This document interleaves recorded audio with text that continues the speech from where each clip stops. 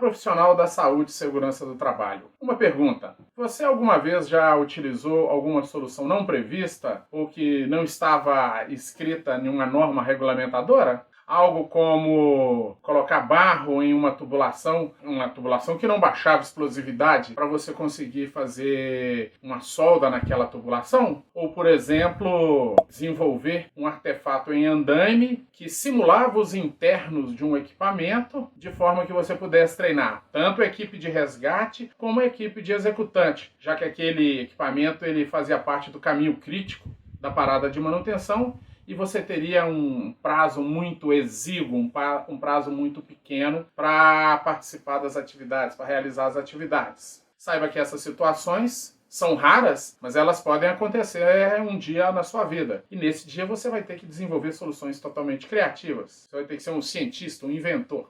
Seja bem-vindo, eu sou Renato Santos, psicólogo, especialista em psicologia do trabalho, técnico de segurança aposentado, e você está no Elipse, Psicologia e Segurança do Trabalho. Aqui nós lidamos com o desenvolvimento pessoal e profissional para todo aquele que se preocupa com a saúde e segurança dos colegas.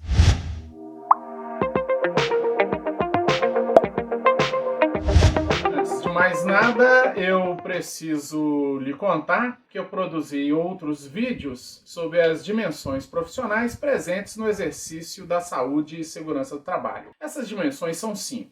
A dimensão técnica, a científica, a educadora, a de inteligência emocional e a ética. Caso você queira ver esses outros vídeos, você pode encontrar o link ou aqui embaixo na descrição, se você estiver vendo no YouTube, ou pode mesmo, se estiver em outra rede social, ir lá no nosso site que você vai encontrar vídeo para todas elas. Hoje nós vamos falar da dimensão científica, que apesar de não ser constante, nas nossas atividades, ela pode acontecer quando você menos espera. No nosso dia a dia, é muito comum sermos chamados para resolver situações diversas em todas as áreas da empresa. Por isso é muito importante para a gente, profissional da saúde e segurança do trabalho, conhecermos todo o processo produtivo, porque assim nós podemos assessorar com segurança. Como nem tudo está normatizado, vão aparecer exceções em que o profissional de saúde e segurança vai ter que usar conhecimentos diversos, conhecimentos de outras áreas, como a matemática, a química, física, para poder solucionar as questões que envolvem a segurança. Antes de continuar, eu vou pedir que você dê um like, é o famoso joinha, né?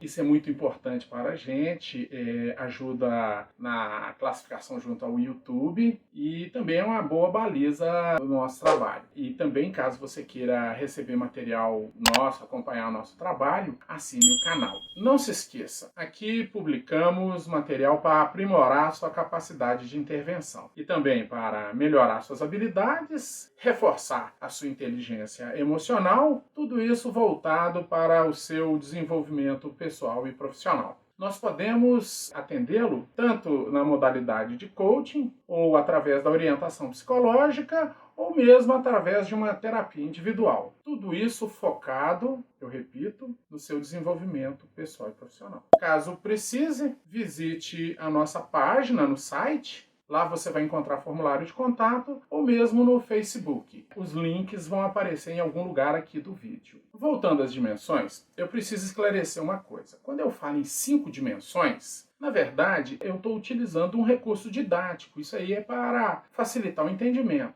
Na vida real, elas estão todas juntas e misturadas e elas vão aparecer em maior ou menor grau de acordo com a situação, de acordo com o seu dia, como você está, e aí você vai estar usando. Então, por exemplo, numa situação que é corriqueira, natural, consenso dentro da empresa onde você trabalha, dificilmente você vai estar com a dimensão ética em alto nível. Aquilo ali já é consenso. Da mesma forma, quando você vai liberar uma atividade, vai participar de uma recomendação de segurança, ali você vai estar usando bastante a sua dimensão técnica. Essa dimensão científica que a gente está falando nesse vídeo, ela envolve os saberes de todas as outras áreas. E por isso, ela é muito mais abrangente e também ela é diferente das outras dimensões. Ela nos mostra que precisamos ter conhecimento amplo de diversas áreas, de diversos assuntos. Por quê? Mesmo que não tenhamos um conhecimento aprofundado sobre determinado assunto, a gente precisa ter uma noção básica, uma noção suficiente para que possamos assessorar o executante, o operador, a desenvolver as melhores respostas de segurança para aquela atividade. É preciso que saibamos o suficiente para que consigamos levantar dúvidas, questionamentos, para que a gente consiga fazer as perguntas ideais e assim a gente vai conseguir, em conjunto com o executante, o operador, desenvolver o que a gente tem chamado de segurança real, segurança viva, a segurança em ação. Esse é o nosso papel, construir em conjunto a segurança real. E é por isso que deveríamos possuir uma base mais científica na nossa formação. A nossa formação não deve ser apenas técnica. Por quê? Para conseguir atingir os objetivos de proteção e de segurança, nós precisamos ir além, nós precisamos ultrapassar muitas das vezes esses limites. Um exemplo que aconteceu comigo. Eu fui chamado para dar sequência numa atividade de movimentação de carga. Uma máquina ia movimentar uma peça, um guarda-corpo, se eu não me engano, pesava em torno de 3 toneladas, e ele ia movimentar essa peça, ia passar com essa peça em cima de um trecho de uma unidade em operação e que tinha uma linha, por exemplo, uma das mais críticas para a gente, uma linha com gasolina, nafta, a 300 graus e 12 quilos de pressão. Ou seja, se ele esbarrasse ou qualquer coisa acontecesse, tocasse nessa linha e houvesse um vazamento, a gente teria autoignição nesse produto. Quando chego no local, eu estava dando sequência, eu peguei serviço às 15h30, o serviço já estava em andamento. Isso é um problema porque muitas das vezes você tem que dar sequência no que o colega do horário diurno combinou. Os grupos, a manutenção, ela espera a sequência no combinado. Como ainda não tinha começado a movimentação, eu pedi que aguardasse mais um pouquinho e fui lá me inteirar no local onde estava a máquina, onde estava a peça e também fui conversar com o operador de guindaste. Chegando lá, eu percebi que eles haviam alterado a forma como ia ser feita a movimentação. Eu perguntei para o operador de guindaste, ele não soube informar. Chamei o encarregado da movimentação, ele também disse que aquilo ali já estava combinado, já tinha sido tudo acertado e que era para ser feito daquele jeito. E aí eu falei as palavras mágicas, Não, desse jeito não vai haver movimentação. Você já sabe. Todo mundo apoia a segurança, todo mundo é a favor da segurança, desde que você não atrapalhe nenhum serviço. Nessa hora que eu falei isso, começa a aparecer gente, parece que brota do chão, Começa a sair gente do chão, aparece gente descendo escada, parece até um desenho animado. E quando eu falo que não vai ter a movimentação, rapidamente aparece o supervisor, encarregado, chefe, todo mundo apareceu. A gente convocou uma reunião do comitê de segurança, porque toda parada de manutenção tem um comitê de segurança, e fomos lá discutir os meus motivos para falar que não dava para fazer a movimentação. Bom, todo mundo reunido, e aí eu me dirijo ao operador da máquina. Primeira coisa, eu informo para ele que qualquer acidente que ocorra ali, na movimentação de carga, é uma responsabilidade dele. A segunda coisa que eu viro e falo para ele é que a peça vai passar por sobre uma unidade em operação e que se atingir, por exemplo, a linha que eu já tinha falado, de 6 polegadas, 12 quilos e 300 graus de temperatura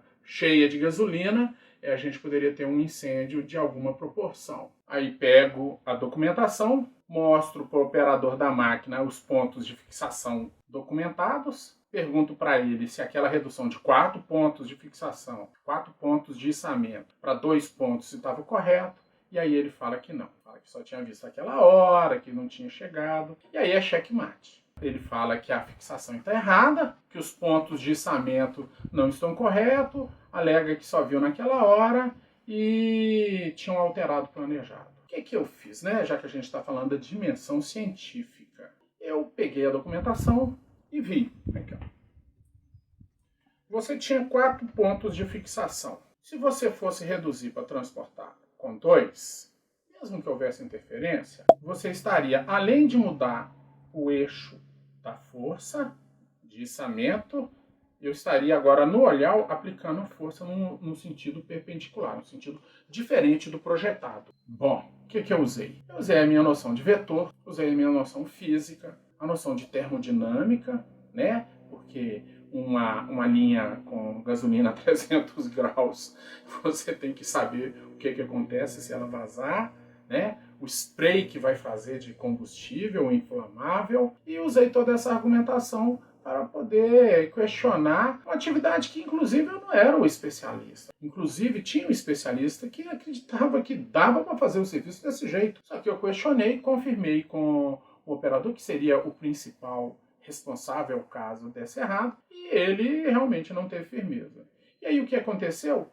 A manutenção ficou de ser feita no dia seguinte, ou na segunda-feira, e aí realmente usaram 2 máquinas, aí mobilizaram a segunda máquina e fizeram a movimentação de carga. Eu fiquei satisfeito, porque para a gente da área de saúde e segurança, os não acidentes, né, quando a gente evita uma situação de risco e que poderia degringolar, isso não conta, porque foi uma situação que não aconteceu, né? Não houve um acidente, mas e se eu deixasse acontecesse? Ou seja, o que era para ser feito da movimentação em 4 olhares, dividindo o peso com um determinado ângulo de esforço em cada olhar, iria ser feito com 2 e alterando completamente o eixo do esforço, que ficaria perpendicular a apenas 2 olhares. Na minha visão, na minha avaliação, havia um risco claro de ruptura, ou seja, poderia sim quebrar um dos olhares e cair a carga. E se caísse essa peça de 3 toneladas no momento que ela passasse sobre a linha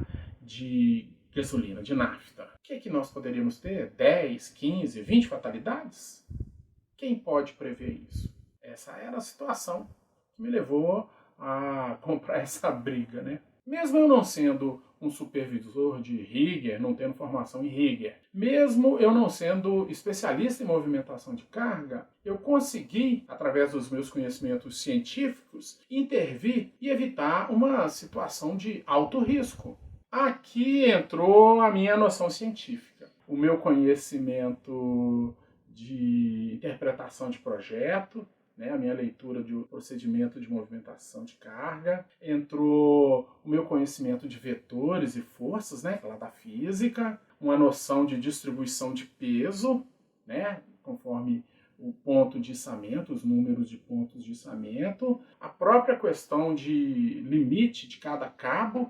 Tudo isso o que foi? Todo esse meu conhecimento ele foi usado para gerar dúvidas e questionamentos suficientes que me fizeram questionar, na verdade, o especialista. Por quê? Esse é o meu papel, eu não tenho que ser especialista em movimentação. Eu tenho que ter conhecimento suficiente para fazer as perguntas certas sobre aquilo. E aí vale nessa situação, vale se você estiver liberando um serviço num laboratório químico, vale se você estiver fazendo isso num shopping center, você não precisa ser o maior especialista em movimentação. Você tem que fazer os questionamentos e as perguntas corretas, que geram as dúvidas e que aí vão fazer com que as pessoas se posicionem. Outro exemplo, para sair de um exemplo assim tão claro, né, como movimentação de carga, também esse aí, um dia trabalhando de tarde, chego de tarde. Normalmente essas coisas mais críticas na empresa que eu trabalhava aconteciam naqueles momentos em que o horário administrativo já tinha ido embora e a decisão ficava limitada ao pessoal mais técnico, né? Porque normalmente esse tipo de situação, quando tem a chefia, você joga para a chefia decidir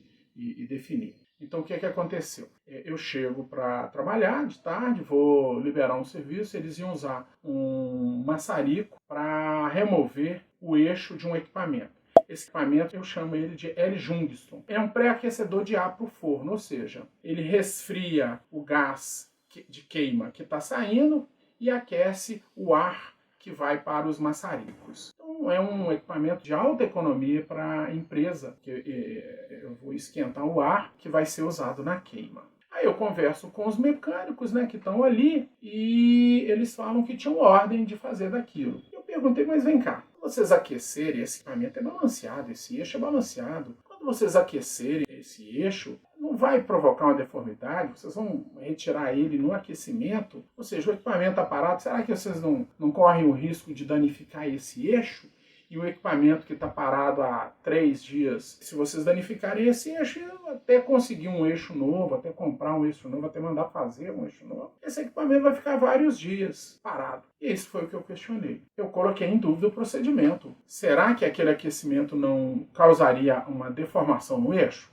Será que aquilo de aquecer para remover ele, que ele estava travado, provocaria um dano mais sério? Ou seja, a solução poderia ser um remédio muito mais amargo do que se pretendia. Eu insisti e falei com os mecânicos, né? Eles eram de uma empresa terceirizada, de uma empresa terceira, de uma empreiteira. Convenci que eles deveriam consultar alguém de um nível mais alto dentro da empresa, de forma que eles obtivessem uma autorização. E foi o que eles fizeram. Voltaram para a oficina e foram acionar a chefia deles, que também iria acionar a chefia da empresa que eu estava trabalhando, né? Que eu trabalhava. Eles acabaram não fazendo o serviço naquele dia. Quer dizer, de uma certa forma, no dia seguinte parece que eles encontraram uma nova solução. Nesses exemplos que eu citei aqui, eu não era especialista em nenhuma das duas áreas. Eu não era especialista em movimentação de carga e muito menos um especialista em mecânica. Mas aí o que eu fiz? Eu usei os meus conhecimentos básicos de física, né? Os conhecimentos, as noções de química, para poder fazer os questionamentos. Ou seja, eu usei o que eu sabia de força, vetor,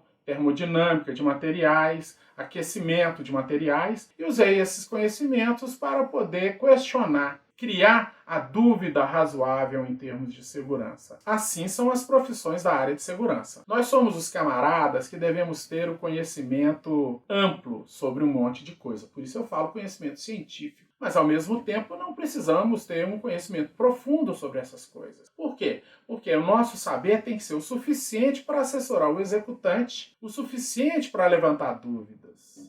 Esse é o nosso papel, levantar as dúvidas corretas para que possamos assessorar efetivamente em termos de segurança. Essas foram duas de algumas situações que eu vivi onde eu precisei usar meus conhecimentos científicos. Eu quero saber de você, fala aí para mim nos comentários, se em algum momento da sua jornada de trabalho, se algum dia você passou por situações desse tipo, em que você precisa usar conhecimentos científicos para solucionar situações de trabalho, para assessorar seus colegas e usou de modelos que não estavam prescritos, modelos que não estavam normatizados e baseou a sua atuação nos seus conhecimentos. Ao compreender o reflexo dessas dimensões no seu dia a dia de trabalho, você vai compreender como é possível desenvolver cada uma dessas dimensões, e é por isso que nós estamos aqui no canal da Elipse, falando desses assuntos e falando de cada uma dessas dimensões e como elas estão presentes no seu dia a dia de trabalho. Eu vou reforçar para você o convite que você veja as outras 4 dimensões. O link vai estar aqui no comentário, ou você pode encontrar esses links na nossa página na internet, o site nosso da Elipse. E eu vou tomar a liberdade de te relembrar, se você não fez até agora, dá um like para nós, é o famoso joinha. Ele ajuda bastante o nosso canal, ele é um grande suporte para a gente. Se você não fez até agora e pretende nos acompanhar, assine o canal. E vou te pedir mais uma coisa, que você compartilhe esse vídeo, que você compartilhe esse link com um colega de trabalho, com um colega de outra área, com alguém que você acha que tem interesse nesse assunto da psicologia e a saúde e segurança do trabalho. Isso pra gente, ele tem 2 efeitos. Ele apoia a gente no algoritmo do YouTube e também serve de baliza pra gente saber como é que nós estamos trabalhando, se nós estamos no caminho correto. Eu te agradeço e te convido a ver o próximo vídeo, onde vamos falar de mais temas que envolvam o desenvolvimento pessoal e profissional daquela pessoa que está preocupada com a saúde e segurança dos colegas. Um grande abraço e até o próximo. Nós somos os camaradas que devemos ter um conhecimento amplo sobre um monte de coisa. Por isso eu falo conhecimento científico. Mas, ao mesmo tempo, não precisamos ter um conhecimento profundo sobre essas coisas. Por quê? Porque o nosso saber tem que ser o suficiente para assessorar o executante, o suficiente para levantar dúvidas. Esse é o nosso papel, levantar as dúvidas corretas para que possamos assessorar efetivamente em termos de segurança.